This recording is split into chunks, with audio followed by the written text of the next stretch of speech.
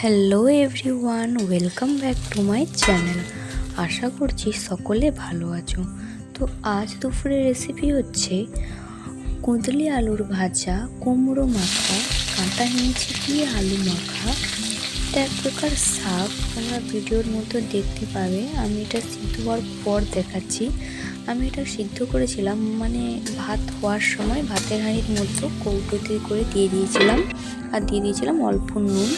তাহলে জলটা বেরোবে না, সিদ্ধ হয়ে যাবে, ভাতের মধ্যেও মিক্সড হবে না। তো এই শাকের তরকারিও হয়, তবে আমার আলুর সাথে মেখে খেতে বেশি ভালো লাগে।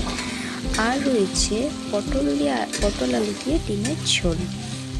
আমি সিদ্ধ ডিম পছন্দ করি না, তাই প্রথমেই ভেজে নিয়েছিলাম, আর সিদ্ধ ডিমগুলোও ভেজে নিয়েছিলাম, আর আলুগুলো আর পটলগুলো হালকা করে ভেজে রেখেছিলাম আগে থেকে, যেহেতু এইটুকু ভিডিওর মধ্যে পুরোটা দেখানো সম্ভব নয়। তারপর কড়াই তেল দিয়ে কেটে রাখা মশলাটা দিয়ে দিলাম, আর দিলাম হলুদ গুঁড়ি। প্রথমেই বলি, আমি যেহেতু সিলে মশলা বাটি, তাই আদা, রসুন, জিরে, পেঁয়াজ, গোটা লঙ্কা একসাথে বেটে নিয়েছিলাম।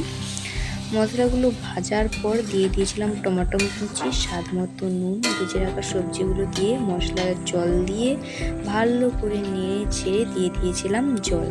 ঝোলটা ফুটে এলে তার মধ্যে আমি ডিমগুলো অ্যাড করে দেবো। ঝোলটা না ফুটলে ডিমগুলো দেওয়া যাবে না, ঝোলটা ভালোভাবে ফুটলে তারপর ডিমগুলো দিয়ে দেবো। তারপর কিছুক্ষণ ঝোলটা একটু মরে গেলেই আমাদের ডিমের ঝোল রেডি।